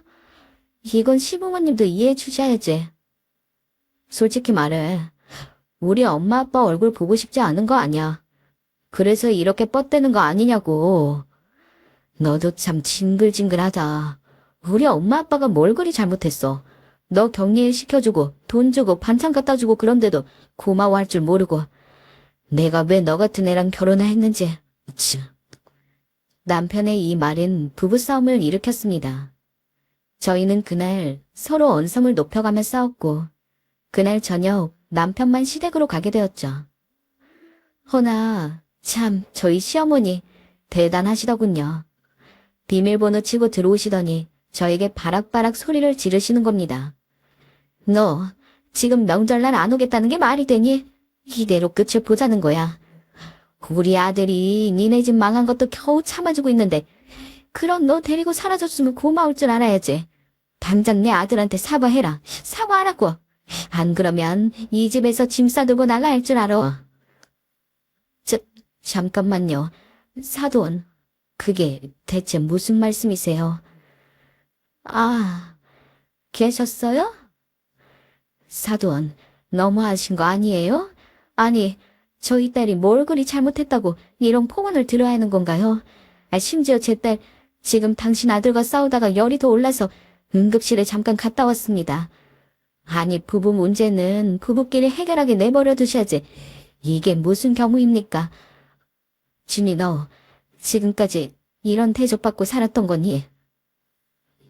그날은 제가 남편과 싸우고 난 후 너무 눈물이 나 친정 엄마에게 전화를 걸었고 엄마는 우는 제 목소리를 듣고 너무 놀라 한 걸음에 달려오셨습니다. 그리고 엄마의 간호를 받으며 집안에 있었는데 그걸 모른 시어머니가 와서 난리를 쳤으니 저희 엄마도 속이 퍽 상하셔서 똑같이 소리를 높이신 거였어요. 엄마는 시어머니가 떠나신 후 제게 이혼하라고 난리를 치셨습니다. 난 네가 이런 대접받고 사는 줄 몰랐어. 그래도 이쁨 받으며 행복하게 사는 줄 알았다. 이런 집안이면 절대 시집 안 보냈을 거야. 세상에, 집안 망한 게 죄이구나, 죄야. 엄마는 그날 저보다 더 많이 울음을 쏟아내셨어요. 전 엄마를 감싸며 괜찮다고 하다 저도 같이 울어버렸고요. 그때 처음으로 이혼 생각을 하게 되었습니다. 문득 뒤돌아보니 꿈꾸던 결혼 생활에서 너무나 멀어져 있었고 애도 없는데 더 이상 이 결혼을 끌고 가야 할 이유가 없는 것 같았습니다. 단지 이혼녀라는 꼬리표가 두렵고 부모님께 상처드리는 일이 될까봐 망설였던 건데 일이 이렇게 되자 정말 진지하게 고민하게 되었습니다. 그렇게 저희 부부는 별거를 시작했어요. 저는 부모님 집에 살며 회사를 다녔고 남편에게서 오는 연락도 무시했습니다. 그러면서 서서히 저희 둘 다 이혼이란 수순을 밟아 나가야겠다는 생각이 들었을 쯤 저는 너무도 충격적인 사실을 접하게 되었습니다. 바로 임신이었어요. 아이가 들어서지 않아 신경 쓰지 않고 지냈는데 하필 이런 순간에 아이가 찾아온 거였어요. 기쁜 소식이었건만 그 순간에는 서러워서 눈물이 나더군요. 애를 지울 순 없고 다시 또 지옥 같은 시간을 보내야 한다 여기니 가슴이 문드러질 것 같았습니다. 결국 저는 다시 아이 때문에 결혼 생활을 이어나가게 되었어요. 그런데 이번에 제가 신경 써야 할 것은 시부모님뿐만이 아니었습니다. 남편에게는 어린 여동생과 남동생이 하나씩 있었는데 시부모님은 언젠가부터 저에게 시누이, 시동생 뒤치다꺼리까지 시켰습니다. 물론 예전에야 일부러 그 일을 다 피하려고 했지만 어쩔 수 없이 시누이와 살게 되면서 일이 또 커지기 시작했어요. 시어머니가 어느 날 제게 전화를 해선 생전 없던 부드러운 목소리로 말씀을 하시더라고요. 네가 우리 윤정이랑 같이 살면 잘 챙겨줘야 한다. 한 달만 살고 나갈 테니 그 정도는 해줄 수 있지? 걔 혼자 독립해서 살게 냅두면 풍령탑도 맨날 사 먹을 거고 쇼핑만 하고 지낼 테니 내가 그 꼴을 볼 수가 있어야지. 네 시아버지 화 풀릴 때까지 한 달이라도 맡아다오. 내가 이리 부탁하마. 시어머니가 이렇게 말씀하시는 데는 다 이유가 있어요. 여기서 시누이에 대해 잠깐 말씀드리자면 시누이는 전형적으로 자기 부모 돈에 취해서 사람을 돈으로만 평가하고 자기보다 못 살면 무조건 아래로 보는 날라리나 다름없었어요. 자기 힘으로 사업을 해보겠답시고 줄줄이 다 말아먹었고요. 시누이인 시어머니에게도 골칫덩어리나 다름없었습니다. 그런데 돈 문제로 시아버지와 최근에 크게 싸웠는지 시누이가 독립을 선언했고 걱정이 되신 시어머니가 한 달만 시아버지 화 풀릴 때까지 맡아달라 한 거였어요. 여기 밥 좀 차려다 줘요, 언니. 언니, 내 방 청소 좀 하는 김에 같이 해주세요. 그런데 그런 애가 제대로 절 대우나 해주겠습니까? 게다가 저희 집 사업이 망한 건 시댁 식구들은 다 알고 있는 상황이었으니 더욱더 그랬죠. 저는 오라고 이야기하지도 않았는데 시어머니한테 집 비밀번호를 전해들었는지 제가 잠시 나갔다 오면 그 사이에 집에 와서는 온 집안을 다 어질러 놓고 있었고 저를 무슨 식모나 가정부처럼 생각하는지 밥 차려달라, 책상 지저분하니 청소해달라 등등 정말 온갖 걸 다 시켰습니다. 한참 어린 남편 형제들한테 그런 취급을 받는 건 시부모님에게 힐난받는 거랑은 다른 굴욕감이 있었습니다. 심지어 임신한 상태라 조심해야 하는데 시누이는 그런 배려도 하지 않으려 했어요. 저는 안 되겠다 싶어 시누이를 불러놓고 혼을 냈습니다. 아가씨, 분명히 말하지만 아가씨 지금 이 집에 얹혀 살고 계신 거예요. 아가씨 방돈돈 아가씨가 초수하시고 밥은 알아서 챙겨 드실 수도 있으셔야죠. 제가 아가씨 전용 가정부도 아니고 이렇게까지 하는 건 아니지 않아요. 언니, 제가 언니한테 시키면 뭘 또 얼마나 시켰다고 생색이에요? 진짜 어이없네. 그리고 이런 말 하고 싶진 않았는데 언니가 이런 호화스러운 집에서 살 수 있는 건 다 우리 오빠 덕분이잖아요. 그럼 나한테도 어느 정도 감사하게 여기고 무엇이든 잘 해줘야죠. 이런 식으로 생색내고 화내면 되겠어요. 뭐라고요? 아가씨, 지금 말 다 했어요. 할 말 더 남았는데 오빠가 말 조심해라 해서 참는 거예요. 아가씨, 이 집에서 나가세요. 전 더 참지 못하고 나가달라 했습니다. 신우이가 씩씩거리며 나가자 역시나 시어머닌 그것도 못해주냐며 길길이 날뛰셨고 남편도 말은 대놓고 못하지만 꽁한 표정이었죠. 아이를 낳고 나서 제 상황은 더 안 좋아졌어요. 차마 집에다 이야기하지도 못했습니다. 그래서 정말 죽은 듯이 참고 또 참았습니다. 밤마다 눈물이 나서 남편 안 들리게 몰래 운 적도 여러 번이었습니다. 힘든 것에 대해 남편과 상의를 안 해보려고 한 것은 아니지만 남편도 은근슬쩍 시부모님이나 시누이가 저를 부려먹고 막대하는 게 맞는 것처럼 굴고 똑같이 저를 무시하더군요. 당신 오늘 일찍 들어와? 내가 알아서 들어올 테니 신경 꺼. 무슨 말만 해도 까칠하게 굴고 아예 말도 없이 외박을 하고 다니는 경우도 있었습니다. 의심이지만 정황상 바람을 피우는 게 아닐까 싶었지만 물증이 없어서 끙끙 앓기만 하는 날들이 지났습니다. 그 지옥 같은 삶을 버틸 수 있었던 이유는 아이 때문이었어요. 제 인생의 빛과 같은 우리 아이가 있었기에 참을 수 있었습니다. 그러나 너무 오래 속을 썩은 걸까요? 어느 날 청첩병력 같은 소식을 전해 듣게 되었어요. 유방암입니다. 다행히 심각한 정도는 아니지만 일단 수술이 필요해서 최대한 빠르게 입원하셔야 할 것 같습니다. 이상하게 건강이 너무 나빠진 것 같아서 별 생각 없이 검진을 받으러 갔다가 유방암 진단을 받았습니다. 불행 중 다행으로 말기는 아니었고 초기에서 조금 지난 정도였습니다. 하지만 수술이 필요하다고 입원을 하라더군요. 그때 제 마음이 얼마나 벼락을 맞은 것 같았는지.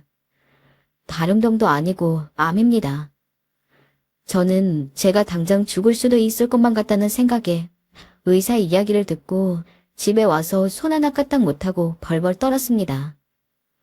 요새 암이야 초기는 병원 치료나 수술로 쉽게 잡을 수는 있다고 하지만 어디에나 예외는 있는 거 아니겠습니까?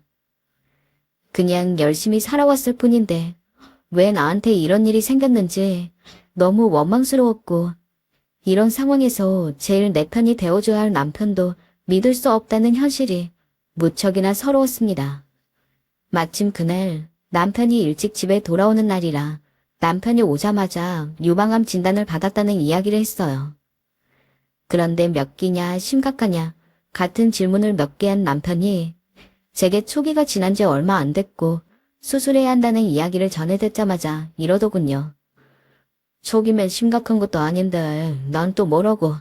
나 씻으러 간다. 그 뒷모습을 보는데 진짜 갑자기 눈물이 펑펑 나서 방으로 달려들어가서는 문을 잠그고 그냥 다 들리게 엉엉 울었습니다. 그럼에도 아무런 반응 하나 없는 남편 때문에 안 그래도 아픈 몸이 더 아파지는 기분이었죠. 남편이 저 모양인데 시댁 식구들이라고 제 유방암에 대해서 얼마나 깊이 생각하고 있겠습니까? 시부모님은 제 유방암 소식을 남편에게 전해 들었는지 전화를 해왔더라고요. 안 그래도 사정별로인데 심각한 상황도 아니면 행운의 암이지. 암. 아 맞다. 보험은 제대로 들어놨냐? 보험금 받을 생각해야지. 할 말이 없었습니다. 정말 인간 같지도 않은 것들이란 생각이 들어 말없이 전화를 끊었어요. 그리고 남편도 시부모도 제가 수술하는 날 딱 한 번 병원에 들리고 그 이후는 요양을 하든 치료를 하든 연락 한 통 없었죠. 이쯤 되니 자존심이고 뭐고 저는 도저히 참을 수가 없었습니다. 기본적인 치료를 모두 끝내고 저는 집에 바로 가지 않고 친정집에 들렀습니다. 그리고 부모님에게 사업이 망하고 그동안 시댁 식구들과 남편에게 어떤 일들을 당했는지를 미주알 고주알 늘어놓았습니다. 제 이야기를 들은 엄마는 그 자리에서 엉엉 울었고 아버지는 간신히 분노를 삼키는 모습이었습니다.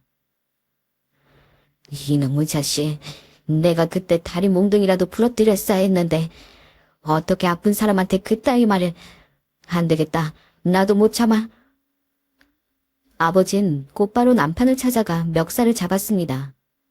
그런데 남편의 반응이 더 가관이었어요. 아직도 잊을 수가 없네요. 우리 집안 무시한 것도 모자라 아픈 내 딸한테 뭐? 별게 아니라고. 네 집 부모들이 널 그리 가르쳤냐? 장인어른 이러지 마세요. 유방암 초기이고 심각한 것도 아닌데 왜 이러세요? 그리고 망하셨으면 얼른 재기나 하세요. 이러실 시간이 있으신가요? 뭐? 이 망할 놈의 자식이.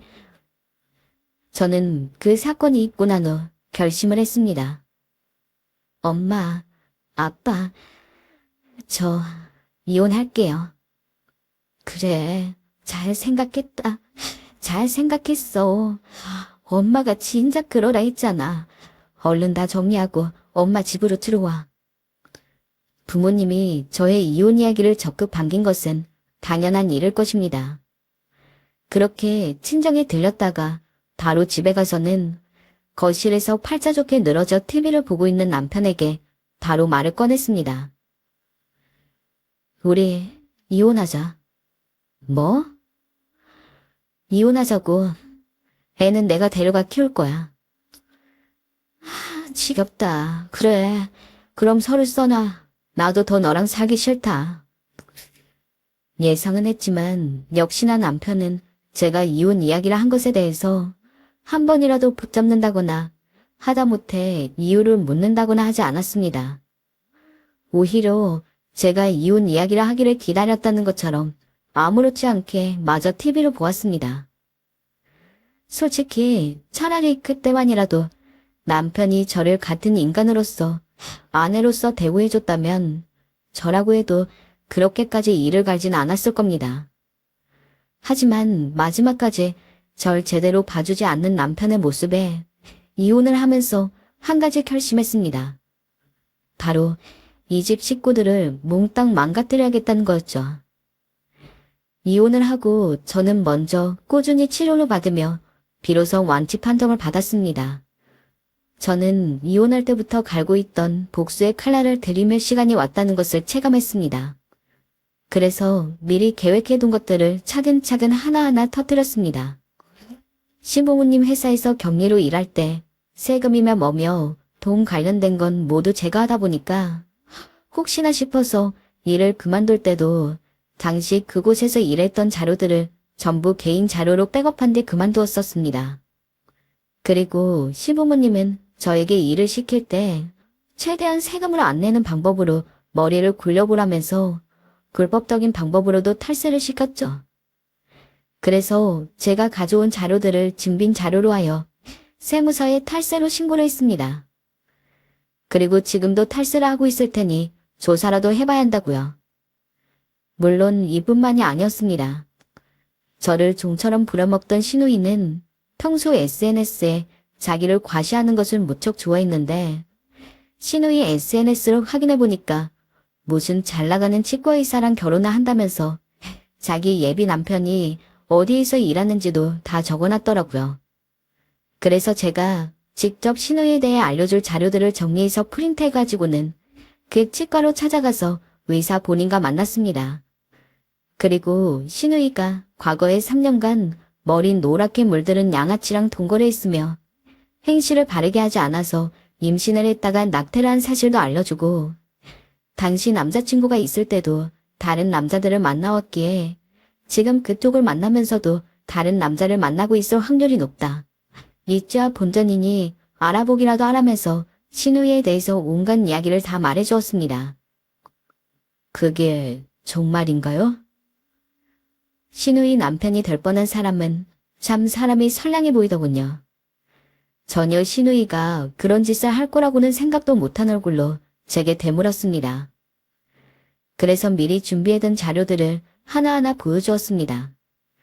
제가 아직 이혼을 하지 않았을 때 신우이는 제가 자기 말에 무조건 휘둘릴 사람이라고 생각했는지 멍청하게도 자기 치부가 될 만한 사실을 모두 저한테 의논했었습니다. 예를 들어 애를 지워야 하는데 낙태할 만한 병원을 알아봐 달라는 등 이번에 동거하면서 뭘 하려고 하는데 이런 건 어디서 구해야 하냐는 등 신우이 입장에서는 그냥 본인이 알아보기는 귀찮고 가족들 시키기도 애매하니 자기가 마음대로 쓰기 딱 좋은 저에게 이야기를 한 것이겠지만 신우이의 멍청함 덕분에 저는 신우이의 결혼을 완벽하게 망칠 수 있었습니다. 나중에 보니까 신우이는 자기 SNS도 싹 지우고 아예 종족을 감춘 모양이었죠. 그 외에도 시어머니가 강남 하우스 도박판에 들락거리며 시아버지 몰래 현금 5억을 날려먹은 것까지 전부 까발렸습니다. 일부러 시아버지 답장도 받지 않았습니다. 어차피 제가 시아버지랑 굳이 더 연락을 할 이유도 없었으니까요. 몇 년간 벼르기만 했던 걸 실제로 행동에 옮기니 정말 속이 다 시원했습니다. 나중에 시간이 좀 지나고 알아보니까 시부모님 회사는 세무조사를 받고 있고 시아버지랑 시어머니는 이혼을 하지는 않았지만 사이가 남보다 못하다고 하더라고요. 그 와중에 시동생은 집에 있는 돈으로 사업을 하려다가 말아먹었다고 하고 전 남편은 이에 대한 뒷소sob하느라 바쁜 모양이었습니다. 정말 알토니가 빠진 듯 속이 시원해서 그날 부모님에게 이 사실을 이야기하고 셋이서 거하게 저녁을 차려 먹었습니다. 이제 더 밝힐 것도 없지만 남편한테 이 모든 것이 제가 꾸민 사실이란 걸 알려주기 위해 마지막으로 문자는 남겼습니다. 당신은 내가 그냥 집망해서 아무 말도 못하고 순종하는 머저리인 줄 알았지? 내가 이날을 얼마나 기다렸는지 몰라. 당신네 집 풍비박산 나고 당신이 그 뒷소습하느라 고생한다는 이야기 들으니 너무 행복해서 문자 보내. 당신 앞으로 똑바로 살아. 솔직히 내가 당한 거 생각하면 이 정도로는 모자란 거 알지? 항상 지켜볼 테니까 행실 조심해야 할 거야. 지금 그때로부터 한 3달 정도 지났는데 뭐 남편이든 시댁 식구든 어떻게 살고 있는지 모르겠습니다. 제가 할 건 다 끝났으니 굳이 더 뭔가 알아보진 않았어요. 그저 바라건대 제 생각보다 훨씬 더 절망적인 삶을 살고 있기를 바랄 뿐이었죠. 그리고 지금은 아버지도 사업을 다시 일으켜서 저희는 오히려 처음 남편과 결혼할 때보다도 더 부유하게 살게 되었습니다. 아버지는 제게 하고 싶은 건 다 하라면서 무조건적인 지원을 약속했습니다. 덕분에 저는 아버지 도움으로 목 좋은 상가 건물 1층에서 개인 카페를 차려서는 장사를 시작했습니다. 사업이 망하기 전에 워낙 커피나 디저트류를 좋아하다 보니까 제가 직접 메뉴를 고안하는 것에도 관심이 있었었는데 그 당시 경험을 바탕으로 제 카페만의 특색 있는 메뉴를 개발하다 보니 SNS 등으로 입소문이 타서 손님들이 많아져가지고 이후부터는 아버지의 도움을 받지 않아도 제 힘으로 남들보다 더 잘 벌어먹고 살 수 있었어요. 아무튼 제 이야기는 여기서 끝입니다. 다들 어떻게 들으셨을지 모르겠지만 제 복수극 재밌게 들어주셨다면 감사하겠습니다. 우와.